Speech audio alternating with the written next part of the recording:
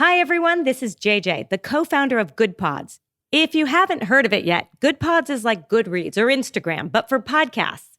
It's new, it's social, it's different, and it's growing really fast. There are more than 2 million podcasts, and we know that it is impossible to figure out what to listen to. On GoodPods, you follow your friends and podcasters to see what they like. That is the number one way to discover new shows and episodes. You can find GoodPods on the web or download the app. Happy listening. This podcast is hosted by Buzzsprout. Podcasting isn't hard when you have the right partners. The team at Buzzsprout is passionate about helping you succeed. Join over 100,000 podcasters already using Buzzsprout to get their message to the world. If you want an upgrade, Buzzsprout has tons of guides to help you find exactly what you need. We use Buzzsprout and it's a game changer for us. An all-new analytics system helps us track who's listening to our show and where they're listening to it. If you'd like to use Buzzsprout as well, follow the link in our show notes to buzzsprout.com. And while you're there, let them know that Films and Fermentation sent you.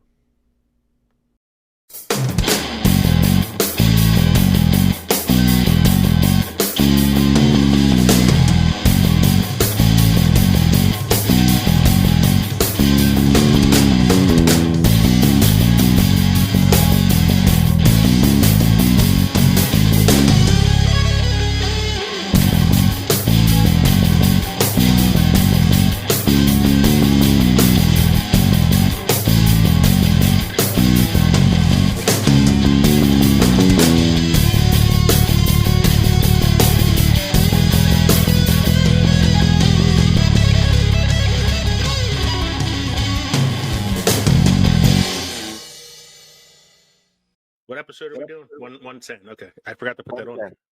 This year In film this history. year in film history, 1987. It's right here. What year we're doing? Okay. Yeah.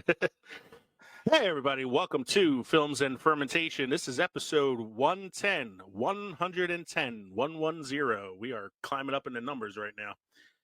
That's right. We are Films and Fermentation, a movie and alcohol podcast. I'm Leo. I'm Kevin. I'm Mike. We are three friends who like to talk shit about movies while getting shit-faced. On Kevin's this already episode, shit-faced. Kevin's already there. On this episode, we're returning to another great year for cinema. This time around, we're looking at a very iconic year for movies. The year is 1987.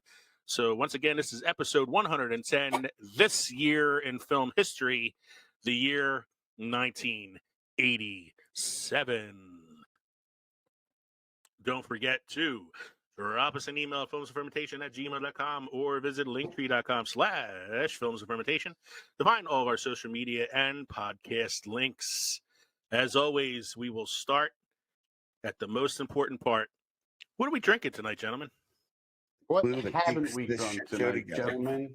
I was going to say, does Kevin want to start with what he started drinking at 2 this afternoon and go up until tonight, or does he want to just stick with what he's drinking now? Last day of school, last day in Philadelphia School District, sayonara. He's I about to started throw off, let's see if I can recall. I do recall I had 3 beers. One was Victory Summer Love, which I refound this year recently, and I realized how much I enjoy it. One was Yard's Summer Crush, I want to say. And the first one, what was the first one? First one was Cape May Tan Limes, which is a lot like having a Corona with lime already in it. Adrian's out. And because we don't stop there, me and my coworkers rather enjoy, our time together. I had purchased a 12 variety pack of Sam Adams Summer, right? So I have a couple Sam Summer to keep me company tonight. Sam, these things are tough. Summer Adventure Lager and the Sam Summer Ale. And if I get around to it tonight, we'll go to Lining Kugel's Summer Shandy. And I've been drinking all day. Hold on. Just to give the listeners some context there, it is 8:23 p.m. on a Wednesday night as of the beginning of this program. I started at 2. Kevin started drinking at 2 p.m. So he's 6 hours ahead of me and Mike right now. Yes. He doesn't only bring the sexy, he brings the drunkenness. So, Mike, what are you bringing to the table tonight? Well, I thought I just saw you drinking a Seagram's Breezer. That's right. well, that's to get the tickle out of my throat. I was going to say, that's fucking light, dude. Yeah, man, that's as good as having a Zima. You got Zima next to you? No. How about a Bartums and James? Hey. Relax. So what are you drinking? You talk about lightweight drinking beer. Well, I'm sitting here drinking bourbon. This is National Bourbon Day. National Bourbon Day. I'm drinking I four roses. didn't think you were a lightweight. I was just thinking that you were taking it back to 1987, man. With Zima and Bartums and James. Mike is drinking bourbon and chasing it with Seagram's Breezers. I, too, am celebrating National Bourbon Day with a little summer bourbon drink. So I'm having my Old Smoky strawberry lemonade that Mike got me from Tennessee.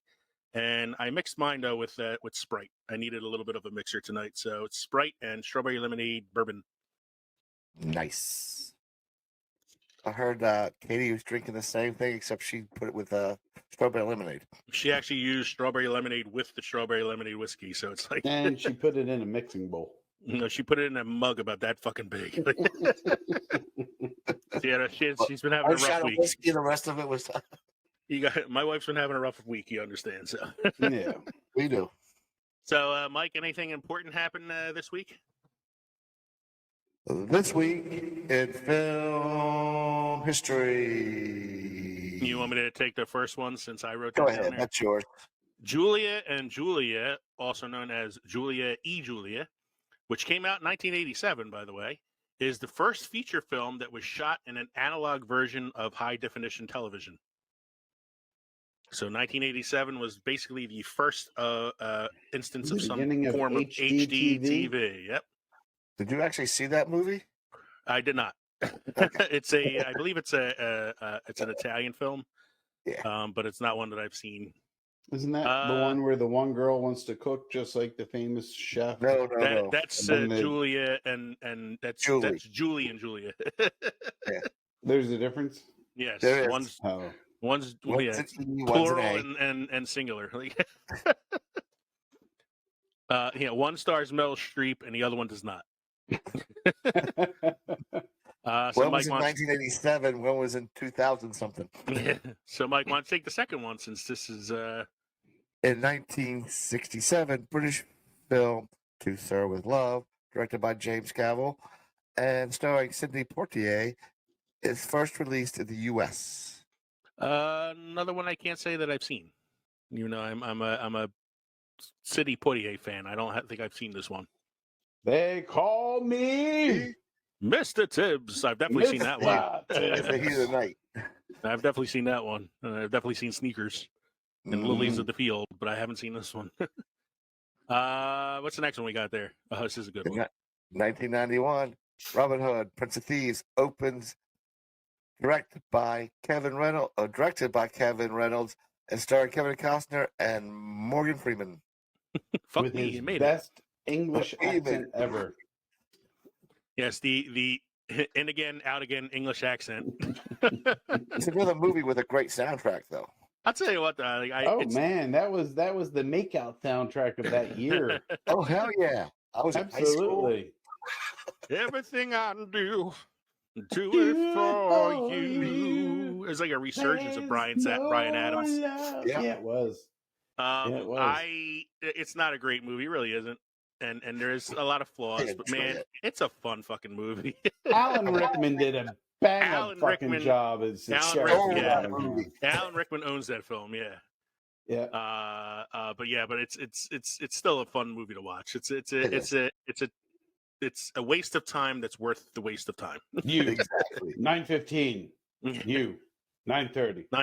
Bring a friend. Bring a friend. Cancel Christmas.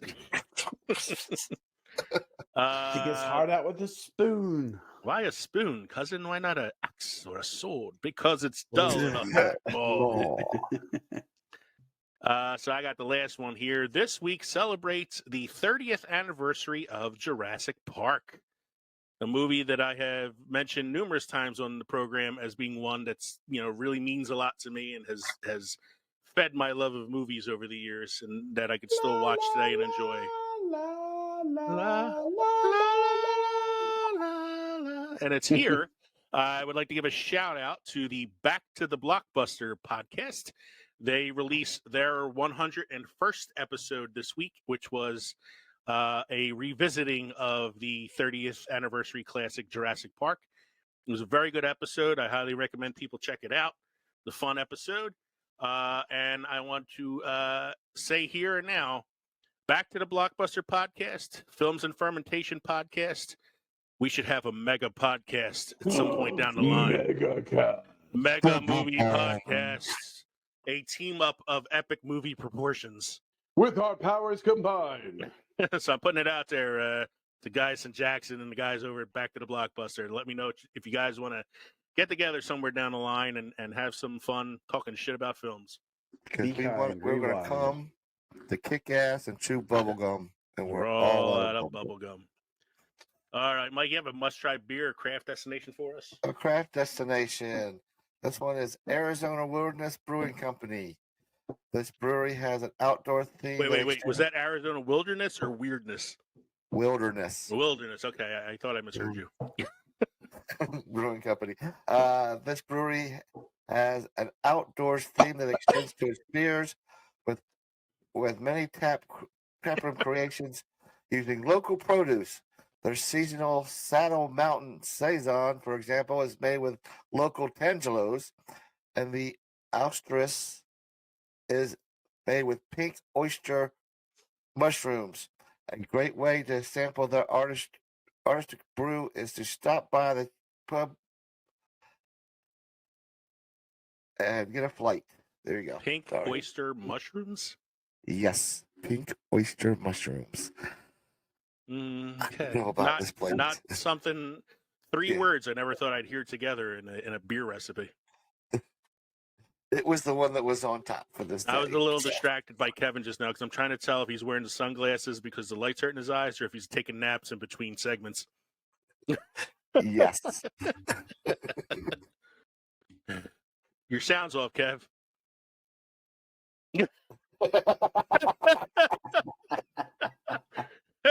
I said the world may never look. I was coughing up a lung, and I didn't want to interfere with Mike's. I saw you mouthing the words "pink oyster mushroom" or whatever the fuck it was. Oyster cold. Pink Literally, oyster cold. I read that 3 Don't times fear before the I actually read Reaper. you guys. So Don't fear the Reaper. Fear the toilet. All right, it's that time again, folks. Synopsis according to Glip. This synopsis, according to Glip, brought to you by Newsly. Newsly.me is an all-in-one audio super app for iOS and Android that'll read the news to you in a natural human voice. Stop scrolling, start listening. Go to Newsly.me today and use the promo code ANFERMENT to get your first month premium subscription for free. I'm actually doing that promo from memory now. That's how many times I've done it. yeah. So this is an interesting Glip. Last week's episode was the not safe for work episode where we used the F word numerous times in many PG-13 and PG films to spice them up a little bit. It was a fun episode. But according to Glip, Mike, Leo, and Kevman wired remote controls, named episodes, had cold weather at school, quality of betas, scenes with Billy Crystal, and definitions of real oil. Kevman sees dead people, and Mike thinks it's good. Leo and Mike are discussing the movie Hocus Pocus and decide to skip the first one because it's sick. And the participants discuss the scenes with the raccoons and the hot dogs. I don't think I have to explain that one. I think that one's really accurate. That's dead on. I think it's good. Yeah, so the wired remote controls when we were talking about the Betamax with the remote that had the wire on it, and then naming episodes. I think we were talking about the show notes or something. cold weather at school. I don't know what the fuck that was about. I think we were talking about the fires or something and how it was like affecting school and stuff. The quality of the Betamaxes we talked about at one point. We were talking about the Billy Crystal scenes in The Princess Bride and how they were probably the best ones for the F word. Definition of real oil. I don't know that one. I don't remember what that was about.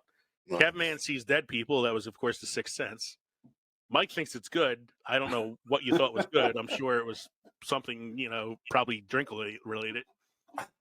We were discussing the movie Hocus Pocus and decided to skip the first one because it was sick. I don't know what got combined there, but Hocus Pocus, we skipped the first one of what? That's a few things got combined there. And they discussed scenes with raccoons and hot dogs. That was The Great Outdoors.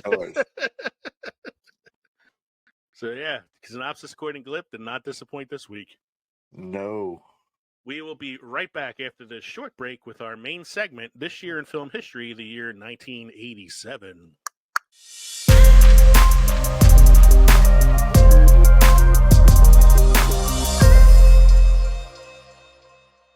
Hey movie lovers, it's Jackson here from the Back to the Blockbuster podcast. If you've ever wanted to hear an amateur cinephile and an industry professional chat about film and television, then look no further, because every week my co-host Gaius and I, we bring you the latest industry news, break down the most recent trailers, try to beat the box office with our weekly predictions, and dive into our favorite movies on their anniversaries. And every second Friday, you can look forward to the Back to the Blockbuster spin-off, Deep Dives with Owen and Gaius, where the duo dissects a movie of their own choice.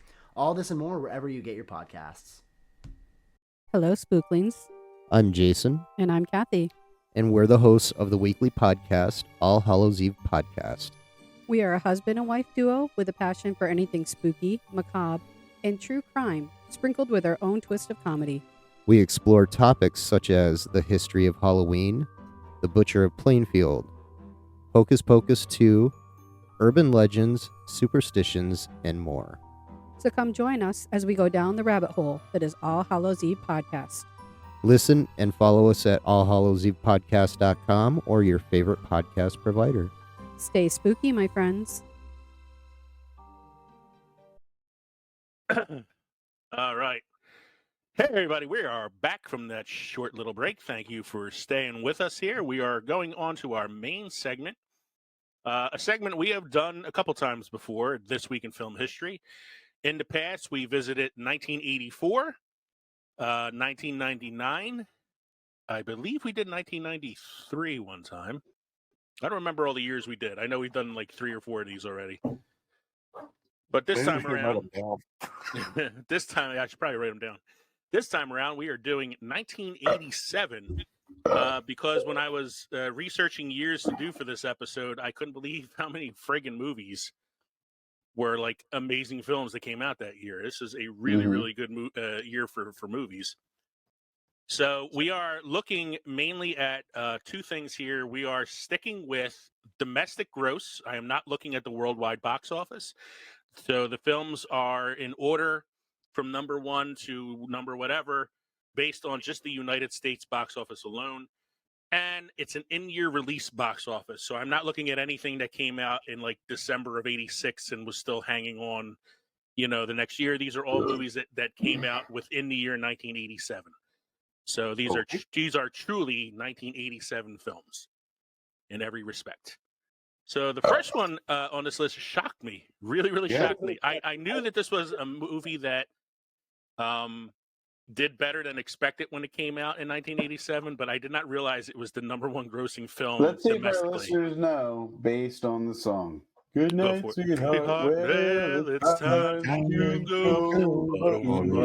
Good night, sweetheart. Well, it's time to go. I was going to say it's a movie that was fueled by the power of the Gutenberg. It was probably the last spark of the Gutenberg. Yeah. So they had an old lady after that. Yeah. What did he have after that? 3 Men and a Little Lady. Yeah, and we know that the spark had faded by that point because 3 Men and a Little Lady. Yeah, so this film, if you haven't figured it out yet, is 3 Men and a Baby, starring Ted Danson, Steve Gutenberg, and Magnum P.I. That's right. Tom Selleck. The stash.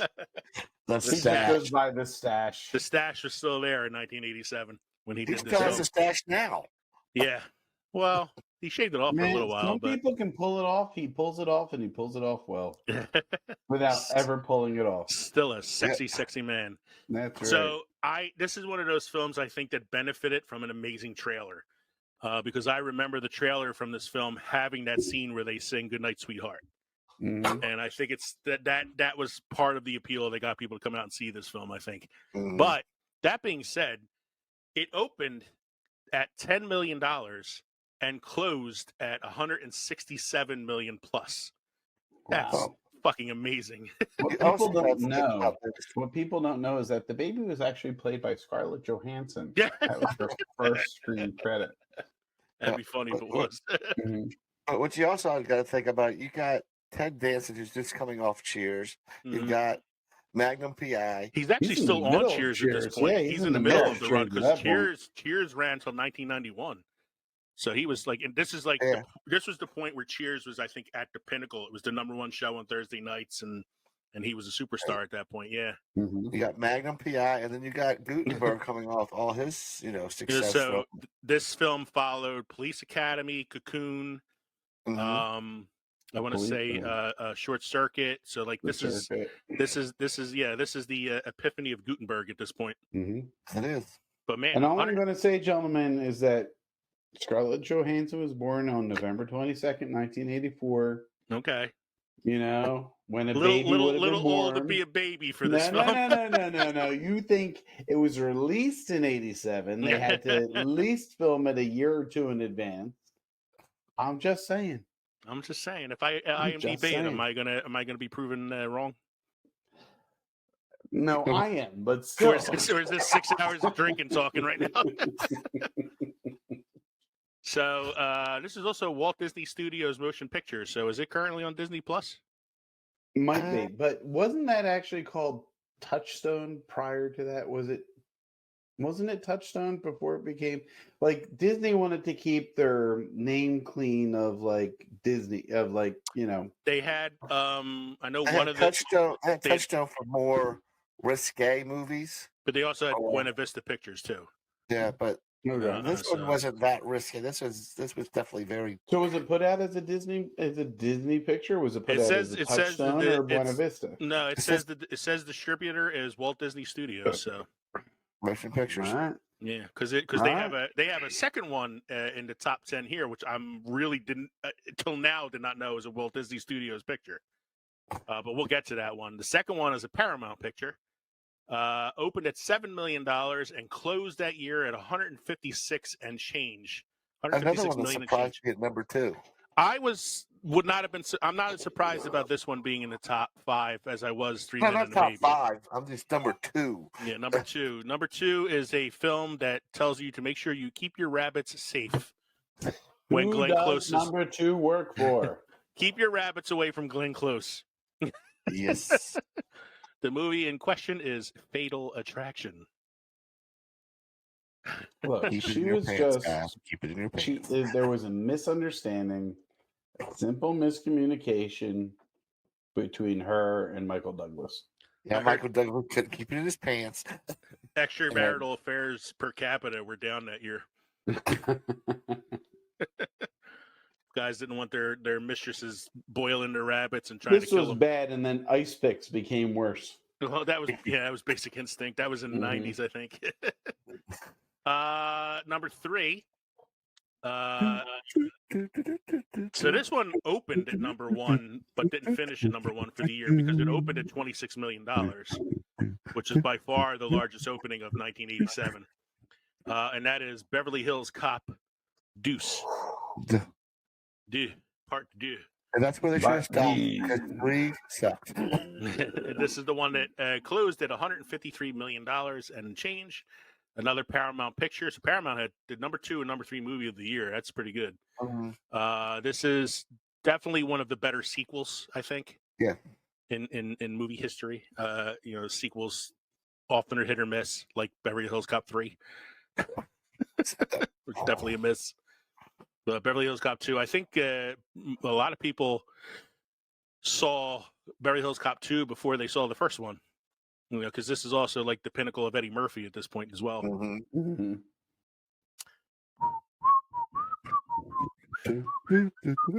Everybody could play it on the piano. It was that and chopsticks. Everybody knew how to play those two things on the piano. So this is amazing. The number 4 movie only opened at $194,000 because it only opened in 4 theaters originally. Then it went to 1,598 theaters by the end of its run, making $123 million for the year, landing it in the number 4 spot. A movie that I am surprised to see was a Walt Disney Studios motion picture. Because it is one of my favorite movies of all time, with one of my favorite actors of all time, a man whose career we did a whole episode about way back in season 4, I believe. It is the Robin Williams classic, the movie that got him his first Oscar nomination for Best Actor. Good morning, Vietnam!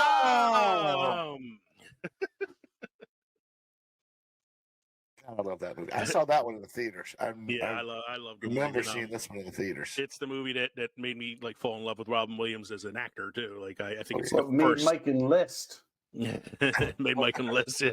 That's a little early for that. It's about 6 years, but if the VP is such a VIP, shouldn't we beat the PC on the QT? Otherwise, you might get abducted by the VC, and then we end up MIA, and then we'd all be put on KP. Airman, what does 3 up and 3 down mean to you? End of an inning. You are more in need of a blowjob than any white man in history. That's funny. Great movie, classic. That was one of. I'm turning around because I'm hearing things dropping I behind me. want to say Lawrence there's like Fishburne. Is it Lawrence Fishburne? No. Forrest Whitaker. Forrest Whitaker. Forrest Whitaker. Movies, yeah. Hey, bub. What's up? Kevin's been drinking since 2. So, all right, moving on. Unless we have anything else to say about Good Morning Vietnam, which I think we've said a lot about already. We've said a lot about that one, already. Next one is one that I think we've mentioned before, but not really talked about much. Opening at $127,000, but then eventually closing at $80 million plus, and becoming a surprise hit that year, as well as a movie. Yeah, as well as a movie that would win Cher an Oscar for Best Actress. Mm-hmm. The movie is the movie that stars Kevin's favorite actor, Nicolas Cage. Woohoo! Moonstruck. Johnny's got his hand. Johnny's got his wife. Actually, one of his better performances, I think. It is. Funny. Go ahead, Kevin. I was just going to say I have a fond. My affinity or my fondness for this movie is personal. My mother loved it. My father could not keep his eyes open if he was paid to do it. The minute it started, he fell asleep. You know, like mid-dressing, like putting his socks on, he would fall asleep if this movie came on. It was a natural hypnotic thing, you know? That's funny. There are movies. I have many movies like that in my life as well. So, yeah. Moonstruck, so I have a side note here. It's kind of funny. Is the Flash movie that is coming out or just came out? Yes. Has a scene in it where you see all these various versions of the different heroes in this like big multiverse portal thing. And it's like they don't interact with these characters. You just kind of see glimpses of them. And one of the ones you get to see a glimpse of is the Nicolas Cage Superman. I heard that. There's a Nicolas Cage Superman. There's a Christopher Reeve Superman. Good. There's the Supergirl from 1982. So there's like all these like, you know, various versions of Superman, Batman, the Flash, and all like pop up in this multiverse scene. And I just wanted to mention that because Nicolas Cage is Kevin's favorite actor. Johnny's got his hand. Johnny's got his bride. One of these days we're gonna do a recasting of Con Air. Number 6 is a possible future Films and Fermentation Friday feature. Say that 7 times fast. That is one of the best gangster films of all time. Don't look at it for historical accuracy, folks. Just watch it for the entertainment value. The movie won Sean Connery the Oscar for Best Supporting Actor this year. Stars Kevin Costner in one of his first major leading roles, and a hardly recognizable Robert De Niro as Al Capone, The movie Don't is forget Andy Garcia. Yeah. and Andy Garcia, very young Andy Garcia. Mm-hmm. And the film we are talking about is The Untouchables, directed by What are you Brian De Palma. prepared to do? What are you prepared to do? He pulls out a knife, you pull out a gun. He sends one of yours to the hospital, you send one of his to the morgue. That's the Chicago way. I want him dead. I want him dead. I want his family dead. I want his house burnt to the ground. I want to go there in the middle of the night and piss on the ashes. No, my favorite De Niro's. Yeah, that's my favorite De Niro scene is when he cracks the guy's head open with the baseball bat, and he's like, "What's the one thing that you have when you're at the bat, you're all by yourself, Babe Ruth, Ty Cobb, swing, walk, home run all the live long day. But when you're out in the field, you're part of a team, teamwork." And it beats the shit out of the guy with the baseball bat. So it's another great movie, another one that's made a lot of money that year. It was in the top 10, which is pretty respectable. It's opened at $10 million and closed the year at $76 million, and has since gone on to become like, a classic, I think, at this point. And it was one of those movies that made a ton of money on VHS. Oh yeah. Constantly being rented and also being like played all the time on like HBO and Cinemax and shit like that when it came out. Yep. Great I have a concept, a show idea. I'm going to throw it out. I know we're in the midst of this, but we need to focus on Kevin Costner classics.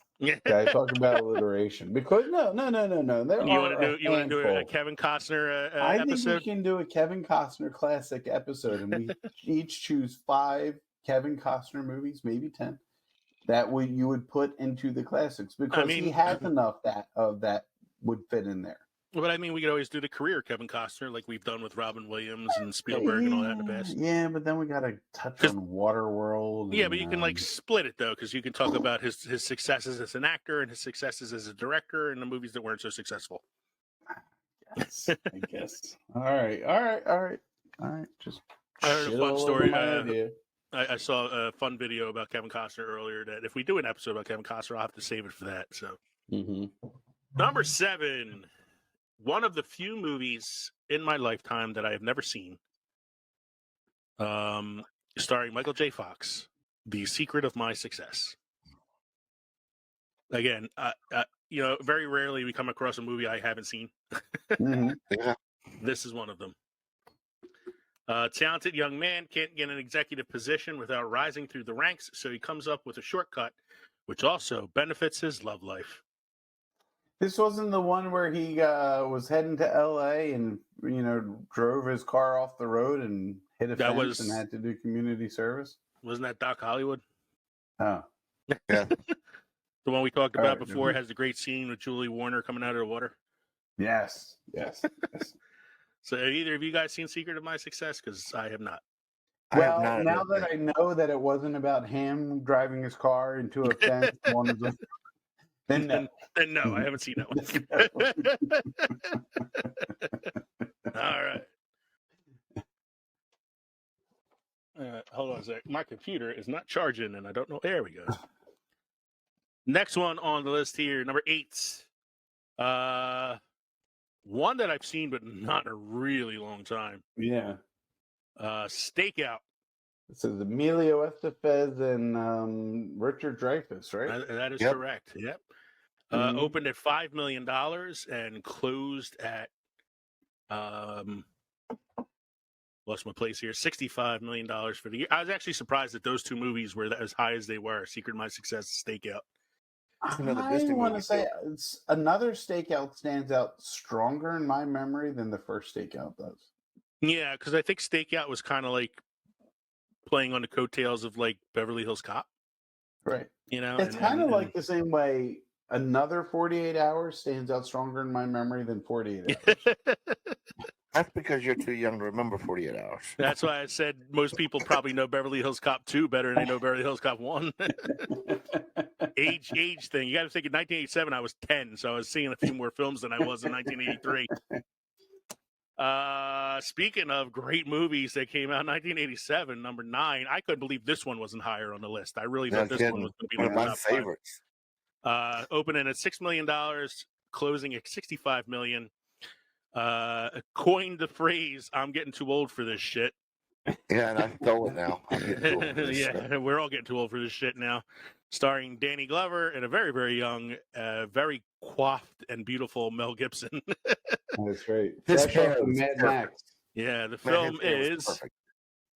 the film is, of course, Lethal Weapon. Lethal Weapon. And I Is this a remember Christmas It was movie? more Is this it? hardcore of the movies. that this is one of those arguments: is it a Christmas movie or not? It happens I at mean, Christmas. when they shoot up his trailer, it is Christmas time, isn't it? I'm gonna say, like, if you consider Die Hard a Christmas movie, then you should consider Lethal Weapon. You can't be discriminatory that way. Like, if you're gonna say Die Hard is not, then obviously Lethal Weapon is not. But if you're one of those people who are on the argument that Die Hard is a Christmas movie, then Lethal Weapon better be a fucking Christmas movie. Yeah, no shit. I remember because, like I said, I was 10 years old when this movie came out, and I didn't know what a lethal weapon was, and I was calling it a legal weapon for the longest time. And a friend of mine was like, "What's an illegal weapon?" And I was like, something that kills people, like that movie. And he's like, "Lethal Weapon?" And I was like, "What the fuck does that mean?" Wait. This movie wasn't the one with John Candy and Eugene Levy and what am I thinking of here? Splash? No. But that was another one. Wasn't there one with John Candy as a security officer and Eugene Levy was a security officer? What am I thinking of here?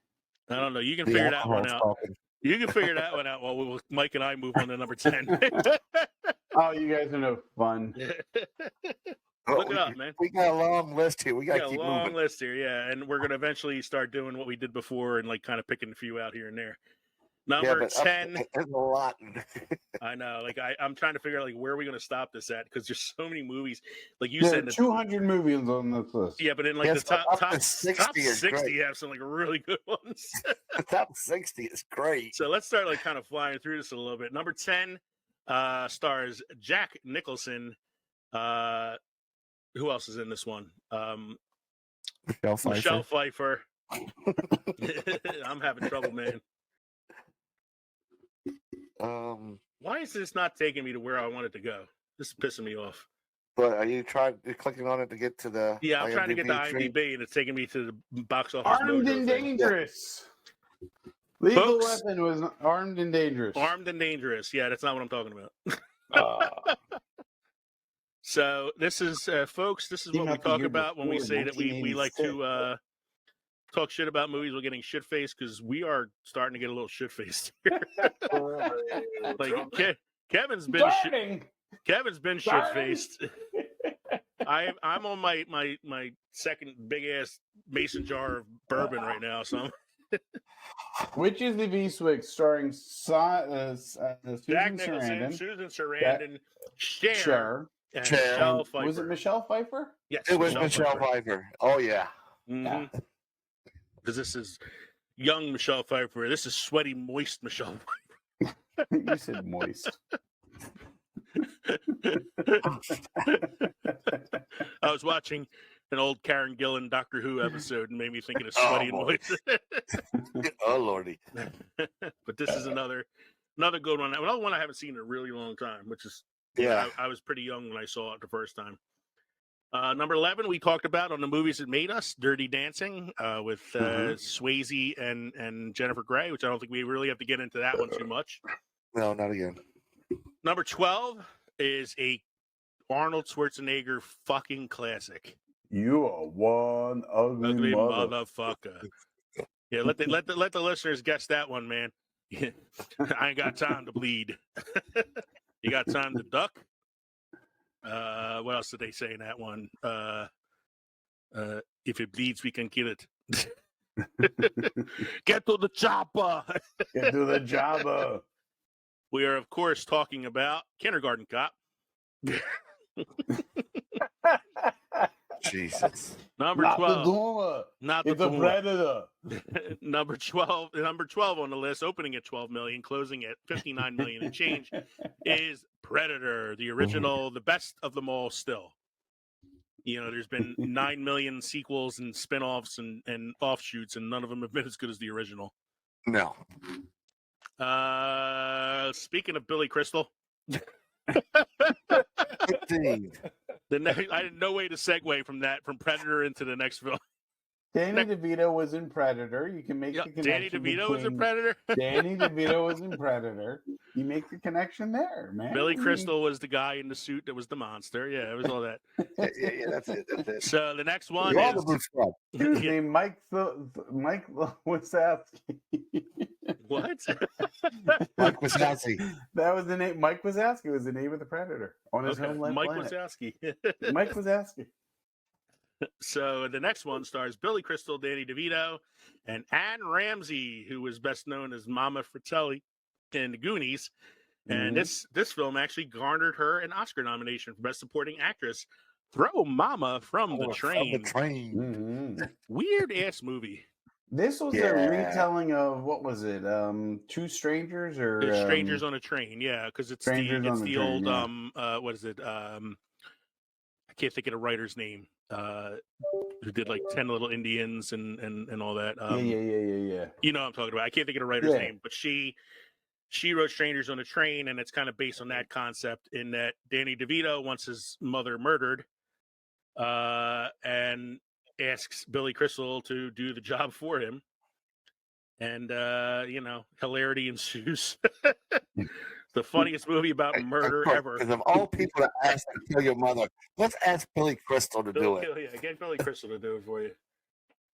It's a weird movie, man. Yeah. I remember when I saw it the first time thinking, like, I don't know, man. I don't know about this film.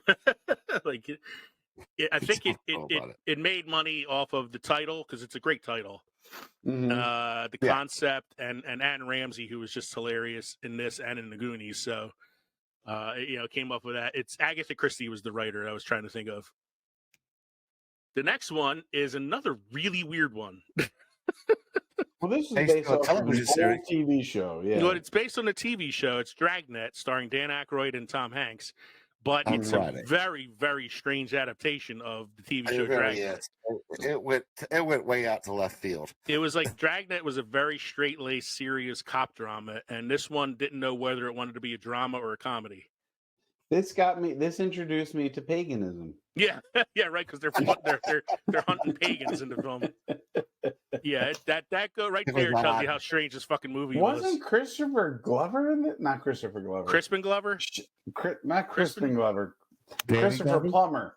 Christopher Plummer, wasn't he in this? Was he in Dragnet? I don't remember. I mean, this is another another one. Was the head Pumbaa or the head pagan. Let me see, because this is another one. Like, it's been a really long time since I've seen this. You're right. Dan Aykroyd, Tom Hanks, Christopher Plummer. Harry Morgan's in it. Harry Morgan was Colonel Potter in MASH, but he was also in the original Dragnet TV show. So they had him in it, playing a role. But really, really weird adaptation. The next one is the renaissance of Lou Diamond Phillips, which never really took off as much as we were hoping it would, until he reappeared this year on Masked Singer. Yes, it is La Bamba. La Bamba, the movie. He was riding on the coattails of Young Guns and Young Guns 2, right? Wasn't Young Guns 2? It might have been the Young Guns. You also had the Buddy Holly story come out a couple years before this with Gary Busey, right. And this is kind of like the offshoot of that since they died in the plane together. Wasn't he also in Stand and Deliver, which was also around this time? Yes. Yeah, he was one of the students that Edward Jizz almost teaches in the film. But La Bamba is the movie. Edward Jizz almost? No, Edward James almost. La Bamba is the film that made white people everywhere think that they could sing in Spanish.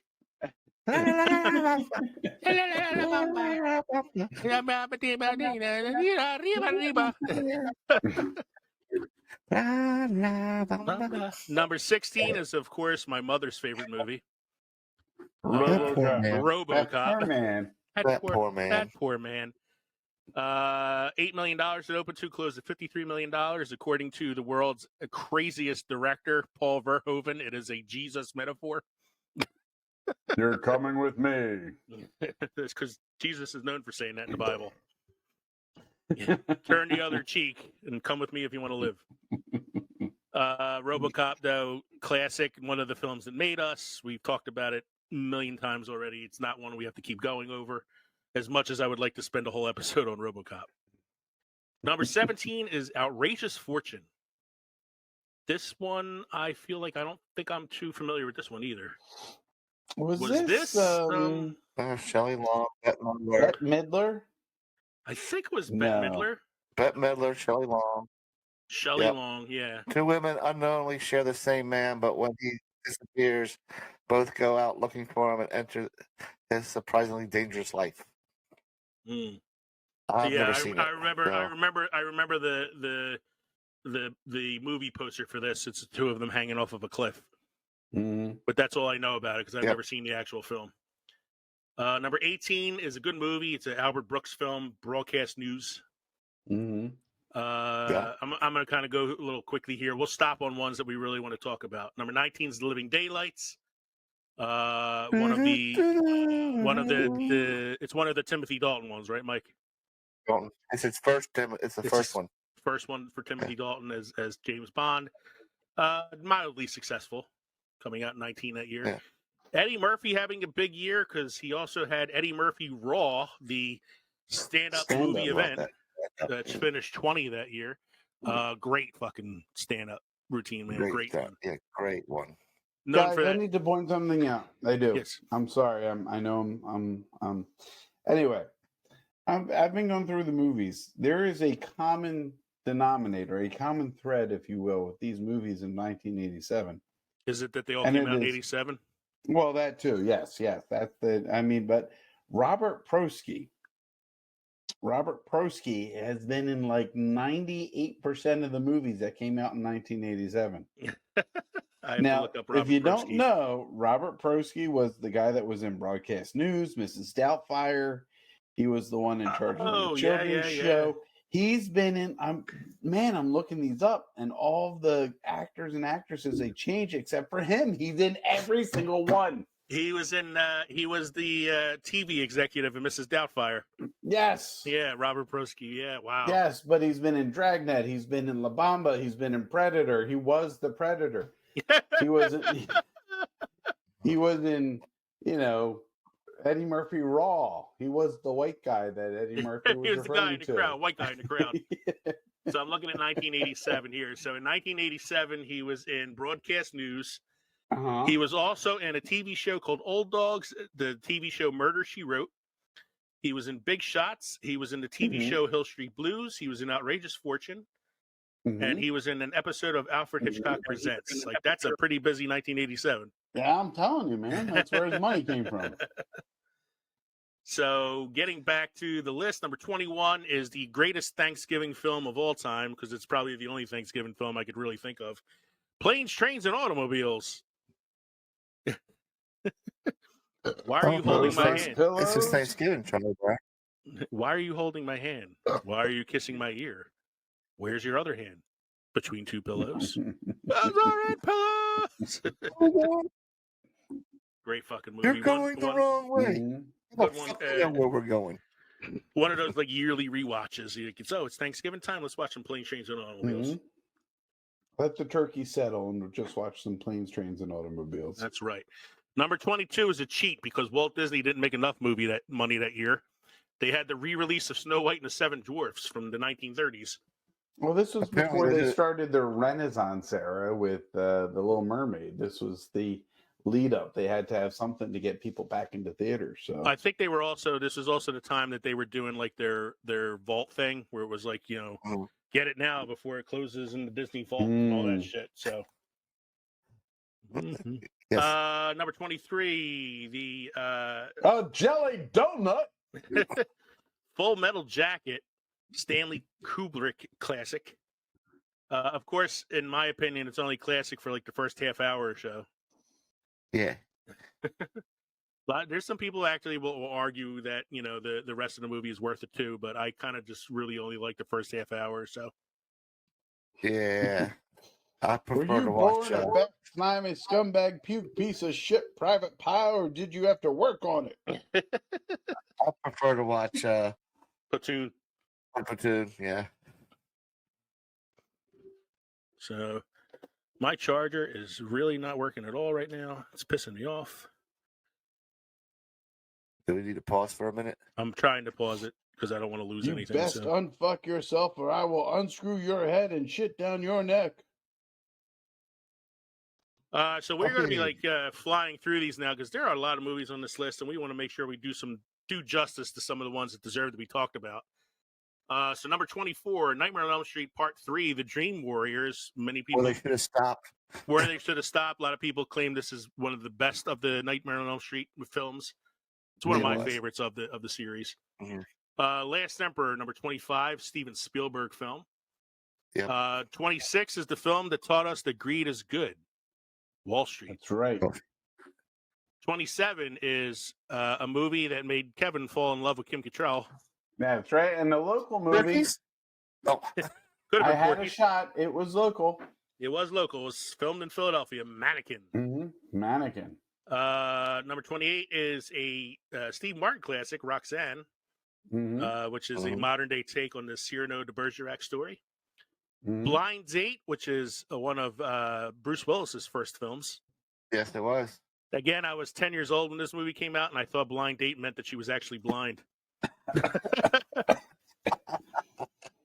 Number 30 blind is people need love too. Yeah, number 8. So 1987 was a really good year for Arnold Schwarzenegger because at number 30 he had another film, The Running Man, based on a Stephen King story. That's what I thought I heard. Yeah, based on Stephen King, and the source for a very popular dance in the late 80s, early 90s. So Stephen King used to write under a pseudonym, Richard Bachman, and this book was written under the Richard Bachman pseudonym.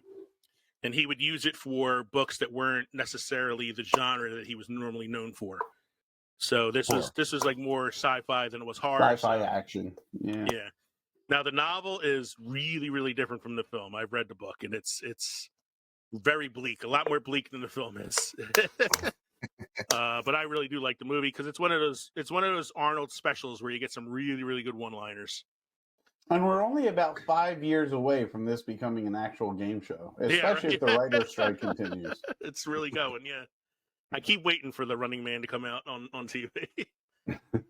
Number 31 is probably the greatest Star Trek spoof of all time. We're at now. Baseball. Star Wars. Star Wars. I'm sorry, I said Star Wars. Hey, I'm drinking too. Yeah, I just want to make sure we get it right. We're at now. When will then be now? Soon. He's the Spaceballs. Merchandising. Merchandising. We ain't found shit.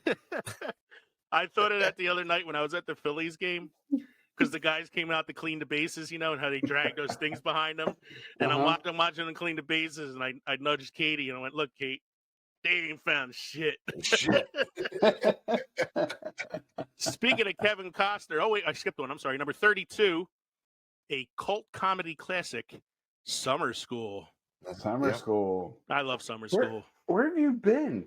I've been in the bathroom for 6 weeks. My zipper got stuck. And the kid who was stuck in the bathroom got the highest grade. Yeah. He got a 90. I like when they were giving the grades at the end, and the two friends are always together, Chainsaw and the other guy, and the one guy passed, and he's like, "You passed and I failed, you asshole." And he's like, "I'm sorry, I could fail. I'll take it again." I have that great scene where they do all the horror movie makeup shit to scare the substitute teacher. Mm-hmm. Yeah, it's a silly fucking movie, man, but it does give us a really, really beautiful and young Courtney Thorne Smith. Yes, it does. As does one of the other movies later on this list. Then we got No Way Out, the Kevin Costner classic that Kevin was speaking about pre-show. Yes. Like Father, Like Son. This was one of the years that we talked about in twin films.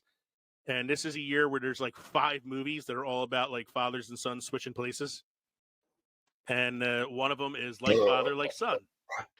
Number 35, an Elizabeth Shue classic. Adventures in Babysitting. If you loved her during The Karate Kid, you'll love her during this one. Here. You'll also love that on-screen premiere of Vincent D'Onofrio as the Thor lookalike. Yeah. Number 36 is the Disney continuance of re-releases, Cinderella, 1987 re-release. Number 37, the Gutenberg I'm not certain. That's not the Gutenberg one. I'm thinking of No. Short Circuit. This is Yes. Batteries Not Included, number 37. That was Jessica Tandy and Hume Cronin. Right. Yep. It's easy because they were both in Cocoon too. Yeah, with we're both in Gutenberg. Cocoon. Yeah, that's right. Yeah, it's easy to get them confused. Number 38, we just talked about this one a couple episodes ago and we recasted it. The Lost Boys. Lost Boys.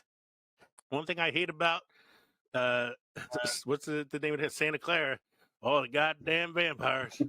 And you guys balked when I said Paul Rudd is Max, but Paul Rudd was actually a villain in one of the Nightmare on Elm Street movies, wasn't he? Wasn't he? What? Paul Rudd was a villain in one of the Nightmare on Elm Street movies. Or no, not Nightmare on Elm Street. I was going to say that was Freddy Krueger. Michael Myers. Michael Myers, right? Yeah. He was a villain. He was a villain in one of the Halloween films. Halloween films. Yes, he was. I will have to double check that later on because I don't know what you're talking about. Number 39, Can't Buy Me Love. Is that was that a Patrick Dempsey film? Yes, it was. Yes, it was, right? One that I can't say I've seen more than probably once. Number 40 is a movie called Nuts. Never heard of it. Never heard of this film. This is another one of those ones I don't think I've ever seen or heard of. Nuts, 1987, starred Richard Dreyfuss and Barbara Streisand. No. A high class call girl accused of murder fights for the right to stand trial rather than be declared mentally incompetent. Wow, that sounds like a barrel of fucking laughs. Consider it's called Nuts. I know. It's a dramatic thriller. I expected a movie called Nuts to be a comedy. Yeah, no shit. That's really strange. I might have to watch that now. Number 41. A movie that should be way higher on this list. Oh, hell yes. But was not well... it's inconceivable that it's not. Well, it wasn't like a box office success, obviously, when it came out, but has since become a cult classic and one that most people would argue is one of their favorite films, and that is The Princess Bride. Hello. My name is Inigo Montoya. You killed my father. You killed my father. Prepared today. It's funny, the guy that plays Vicini in it, Wallace Shawn, one of his first films came out in 1980s called My Dinner with Andre. And it wasn't about Andre the Giant, but then he would go on to start with Andre the Giant and Princess Bride. Inconceivable. Number 42 is our second dose of Courtney Thorne-Smith, Revenge of the Nerds 2, Nerds in Paradise. Not as good as the first one, but not terrible. It's a movie that I still really like. Harry and the Hendersons, number 43. That's another one I think is probably a cult classic. That's one that, I like that one. I think that's one that needs to be revisited. I don't think many people know that this movie exists. Harry and the Hendersons. And the TV show that followed. Time forgot. Yeah, it is. It's definitely a movie that time forgot. It's a John Lithgow film in which he and his family find Bigfoot in the forest and bring him home to live with them, and Harry becomes part of the family. Harry and the Hendersons.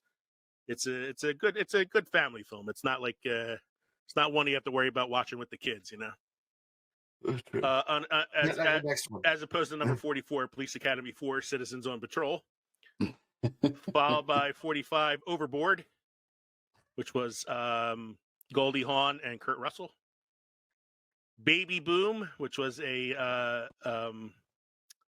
what was her name? Diane Keaton film. 47. This is the next one I want to talk about because I love this movie. It's Martin Short and Dennis Quaid, Inner Space. Where it's a messed up movie. It's a fantastical sci-fi film, but it's really, really funny.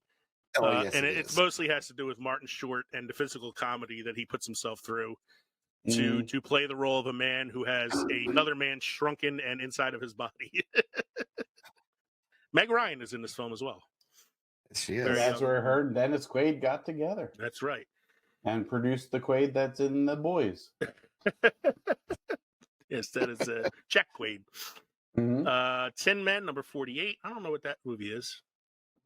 No idea. I'm assuming it's. I want to say it's probably a military film, but then again, I was wrong thinking that Nuts.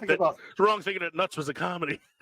No, I looked it up earlier. It's something about two men inciting So, funnily, They work oddly enough, this one also stars Richard Dreyfuss. Richard Dreyfuss, Danny DeVito, Barbara Hershey, and John Mahoney, and it's about a minor car accident drives two rival aluminum siding salesmen to the ridiculous extremes of man versus man in 1963 Baltimore. Yeah, they lost me already on that one. Black Widow, number 49, and of course the seminal classic at number 50, Ernest Goes to Camp. Now, number 51 is going to be Kevin's. Yeah, so I was going to say from here. No. I'm going to be honest. So, I mean, look, just because I don't like Nicolas Cage doesn't mean I can't appreciate a movie that Nicolas Cage is in. Mm-hmm. This is one of the better movies I've seen with Nicolas Cage and not Helen Hunt. It's Holly Hunter. Holly Hunter. Yeah. Yep. And John Goodman. I should say first, Man, I love this movie. Now that we're at number 50, we're not going to go through the whole list. We're each going to pick out one that we really like from each of the next sets of 10. So starting with number 50, Okay. Kevin is choosing number 51, which is Kev. I am. Raising Arizona. Coen Brothers, one of the Coen Brothers' first movies. I think it might be their first movie or maybe their second film. Yeah. It's definitely an early one. Whereas a couple who is one ex-con and one former police officer can't have children. They are a couple, and they decide to kidnap one of the 8 baby Arizona children of one of the more prestigious families in Arizona. So. And it's one of the first movies to show the quirkiness of the Coen Brothers film style. Mm-hmm. But it's another, I would say, cult classic. I like Raising Arizona a lot. Mike, what would you choose on this list? Because there's not too many to choose from number 50 to 60. To the principal. I don't know where Kevin go. Kevin's right there. I'm here. You can't see him. You can't see him behind the sunglasses. I can't see him behind the K. All I see is his K. That's all right. Just keep going. I see him and I don't see Leo. I can see him on my end. It's fine. Jim Belushi, Louis Gossett Jr. About a principal with a tough knock school and his baseball bat. Wait, isn't that Lean on Me with Morgan Freeman? That's right. I'm Joe Brown. No. You call me Batman. So, not one that I've seen in a while. I'm only hearing really every other word from you guys. Leo's going to pick number 54. I know he is. I am. I'm picking number really? 54. Yeah, because honestly, for a lack of anything better on this list, I'm going with Jaws: The Revenge. It's just a paycheck from Michael Caine. My cocaine. It bought him a house in Italy, I think, or something. Mike's getting so nervous right now. He's smoking again. No, it's just I'm only hearing every other word from you guys. I picked Jaws: The Revenge. I heard that. And something about Michael Caine. I bought it. Michael Caine. I bought it. I picked it as a film that people should avoid. Should, yes. Let's go to 60 to 70. I'm going to go first this time. I'm picking. Oh my God, there's a lot to choose from on this list. Yeah. Ooh, I have one I'm not going to pick because I know Kevin's going to pick it. So I'm going to go with. I have two that I'm really, really torn over. I think I'm going to have to go with 65 and 69. It's between 65 and 67. 65 and 67, not 67. 65 and 68. Oh, I thought it was 69. Between 65 and 69. Okay. That film's terrible. No, I'm going to go with 68. Over the top. Sylvester Stallone as an arm wrestler. Nothing more need be said.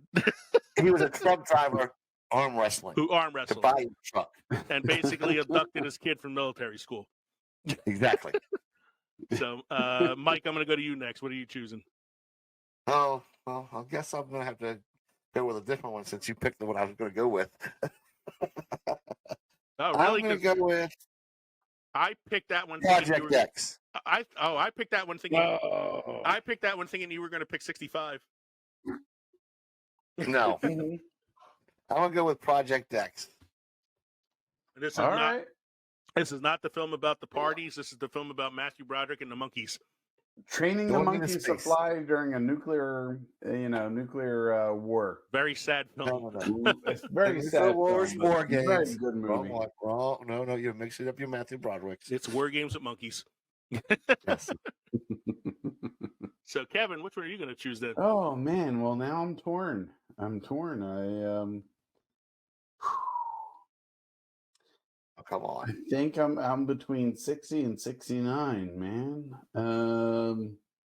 Really? You're not going to go with 65? Nobody's going to take 65? No one's gonna. Who No, was gonna take because that 64? it ruined the cartoons for me, man. Fuck, then I'm taking a second one, goddammit. Masters of the Universe.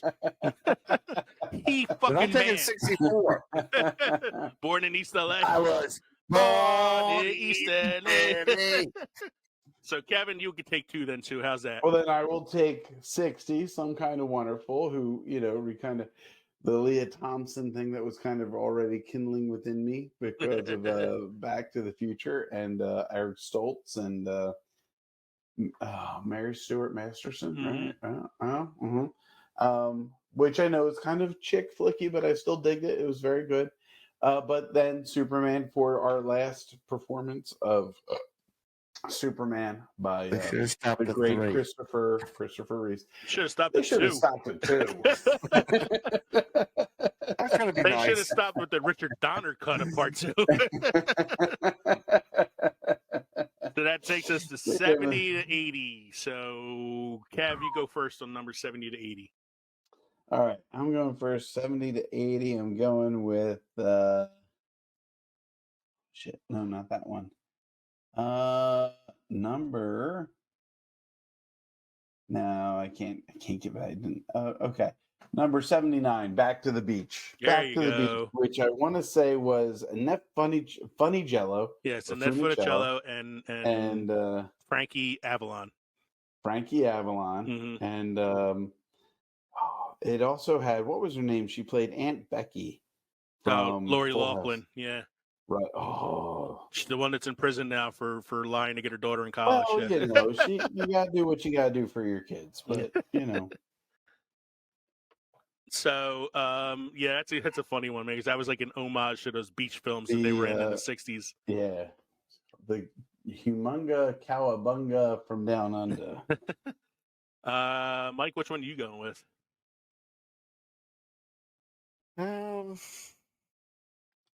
You're going with Ishtar, aren't you? I think I'm going to go with number 75, Creep Show 2. Nice.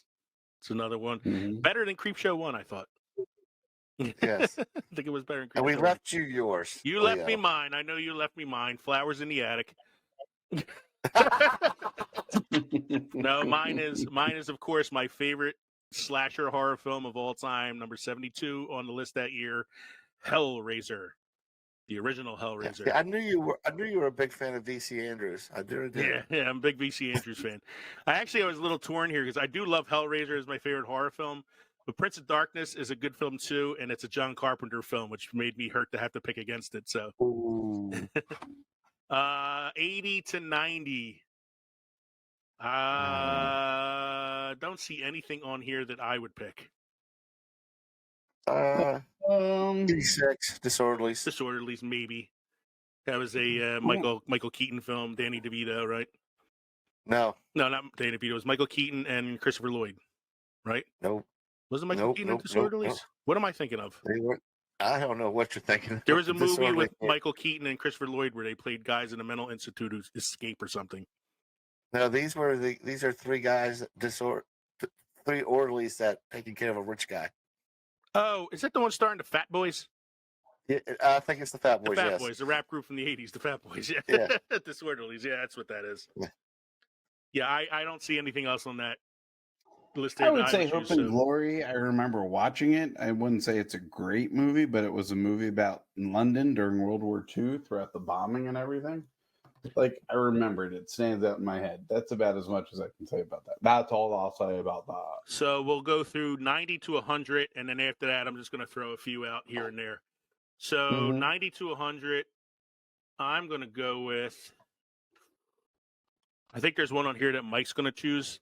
I don't want to take it from him, so I am going to go with 93, Teen Wolf 2. Not a great sequel. So bad that Michael J. Fox said, "Fuck it, I ain't coming back. Give it to Jason Bateman."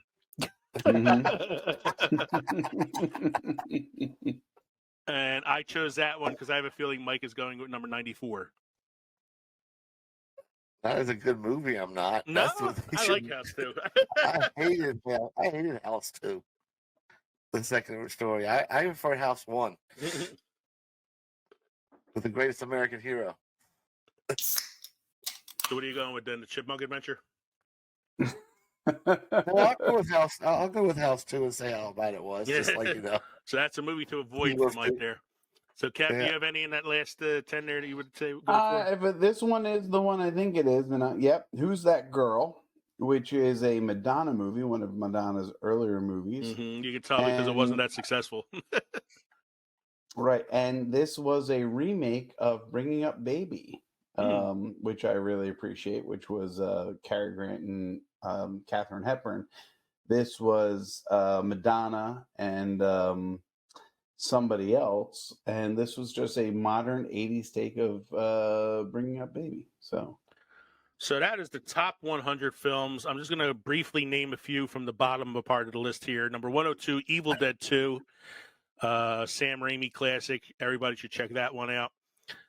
You have number 111 was a re-release, Hannah and Her Sisters, which was a Woody Allen film. Something I would kind of avoid at this point now after some shit recently came out about Woody Allen.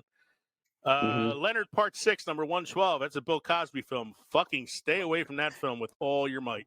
And not just because it's Bill Cosby, because it's an awful goddamn movie. Let's see what else we got here. Color Purple was re-released this year. 117, yeah. Never forget about number 120, American Ninja 2. Number 122, My Demon Lover, a terrible movie, but I remember watching it a lot when I was a kid. Number 124, I love this fucking movie. Yes. I can't believe it was this Wolfman low, man. Has Nards. Wolfman Has Nards. The Monster Squad was number 124 that year. Wolfman Has Nards, yeah. For all the times I watched it as a kid, I thought it would have been higher on the list, you know? I actually saw recently. I think it was only made for kids. Yeah. The kids were the only ones that watch it, which is why it wasn't higher. Just in case you guys are interested, I recently found out that there's a documentary about the making of the film. That was released a couple years ago. I want to try to find it. The documentary is called The Wolfman's Got Nards. Alan Quatermain and the Lost City of Gold. That is Sharon Stone's film debut. Let's see what else we got. Near Dark. That was the vampire film with what's his face? Bill Paxton. What else we got here? Anything else? 3, Summer Job. What else we got? We got not much that I see. Oh, the camera. 160, number 160. Number 160, the Garbage Pail Kids movie, of course. How can I forget the Garbage Pail Kids movie? What, not Meatballs 3, Summer Job? As I'm looking at the bottom of the list, I'm like, God damn, I never heard of any of these movies on the very bottom of the list, and I've seen a lot of shit. My God, Tough Guys Don't Dance. What the fuck is that about? The Barbarians. That's a Conan ripoff starring twins, two guys that are twins that are overly muscular. Steel Dawn. Siesta, Steel Dawn, Amazon Women on the Moon. I think I've heard that one. And number 200 that year, number 1 with a bullet. Obviously wasn't number 1 in the box office. I've never heard of Canyon Film Distributors either. So. All right. Mike, do you have any beer trivia or beer history for us this evening?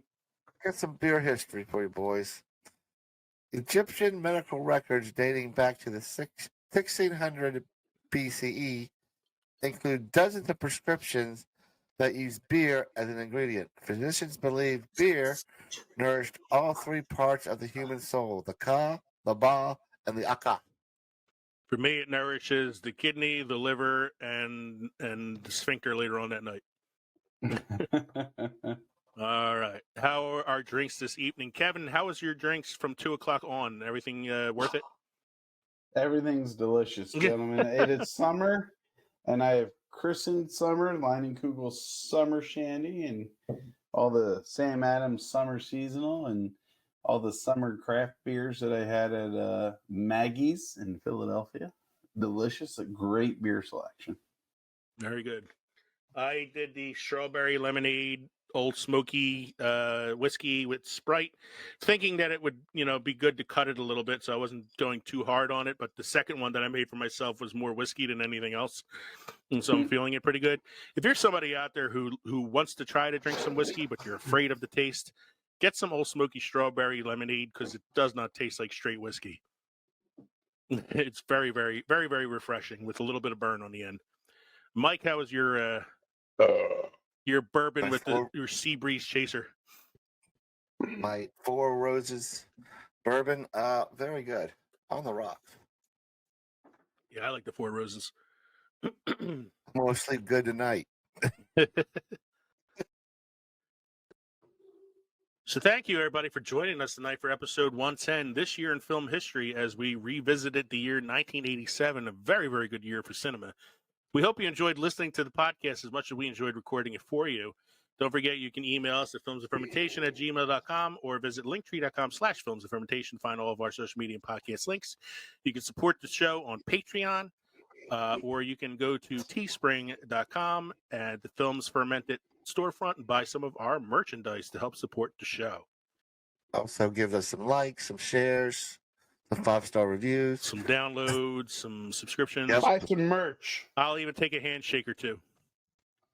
Yeah, buy the merch. Don't forget to stop by the crossroads between pickled and fermented next time when we present episode 111, episode 111. That's the good luck episode. We're going to be doing a deep dive on this episode. We're going to revisit one of our favorite films, a film that we briefly mentioned tonight as one of the top films of 1987. We're going to do a revisit, deep dive, breakdown, analysis, whatever you want to call it, of the 1987 classic film, The Untouchables. The little-known actor, Robert De Niro. I'm Leo. I'm Kevin. I'm Mike. Thanks again for joining us, everybody. Cheers. Cheers.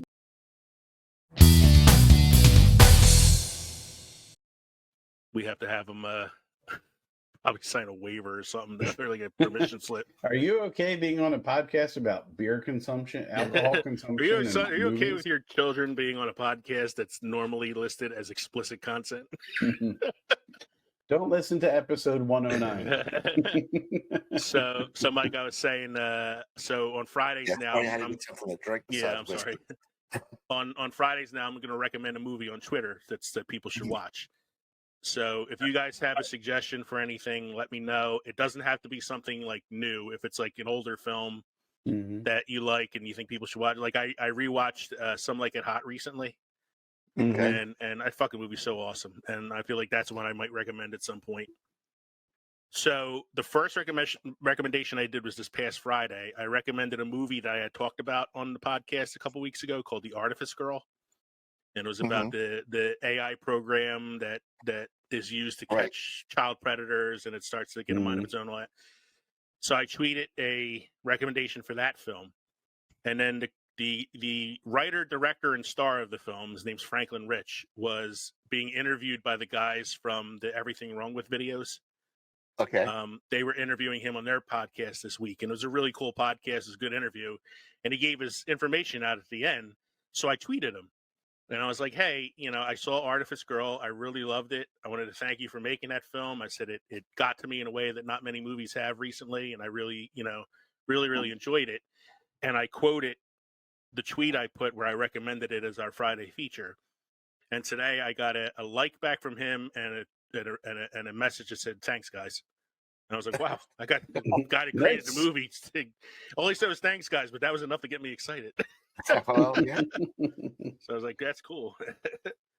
It was the character that was the crackhead guy. Mm-hmm. And they had one episode where he was on Fear Factor. Oh, yeah. And he had to eat a bull's dick or something like that, and he's like, he was over there scratching his neck like he did all the time. And he's like, "This ain't no big deal, Joe Rogan. Ain't the first time I had dick in my mouth."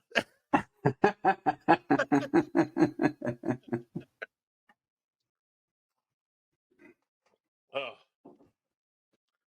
No, the best skit on the Chappelle Show was Knee High Park, which was like the spoof of the Sesame Street.